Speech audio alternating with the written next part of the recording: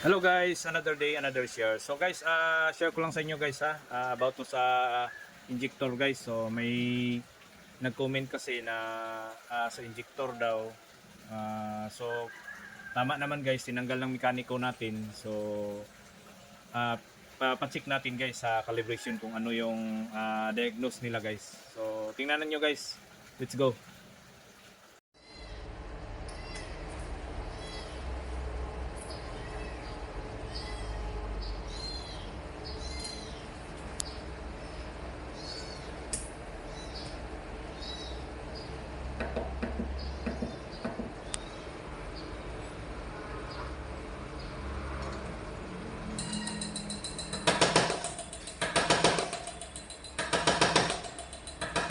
Okay. Good. Good na sa lulus. Sabi nga, good na siya na. Good. Good daw sa tip. Good. Very good.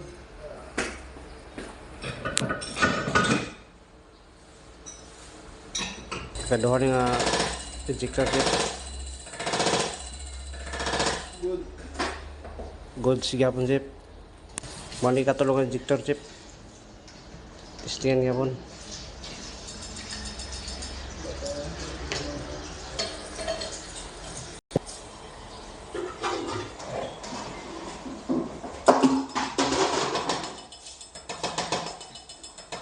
Good. Upat nga injector ni tip.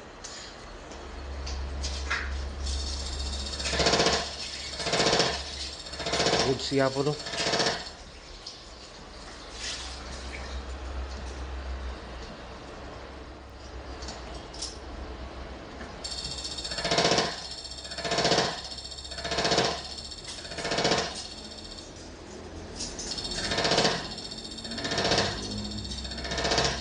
Ano ka langanin lang? Isa.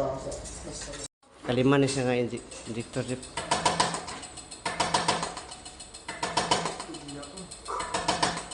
Isa yung lusot tape. Good sige hapon siya sir.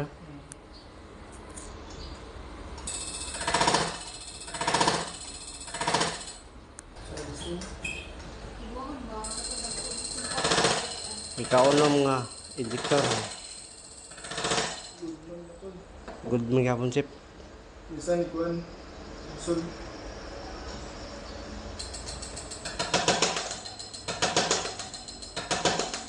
Ay, baklik. Okay lang ito bag.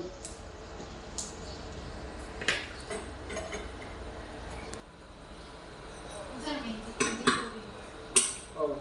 Basta, nabot na dito yung TikTok mo. Okay man yan.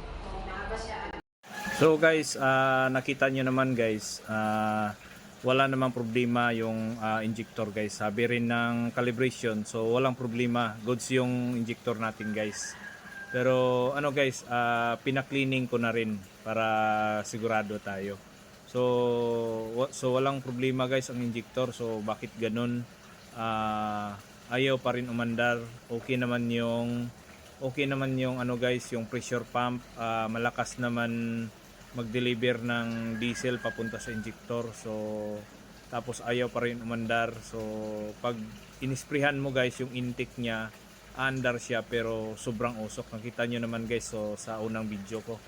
So baka may ma-share pa kayo guys kung anong dapat gawin. So baka may kulang pa.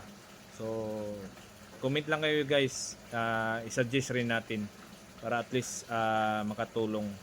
So guys, thank you. Iingat po lahat ng mga driver dyan. God bless always.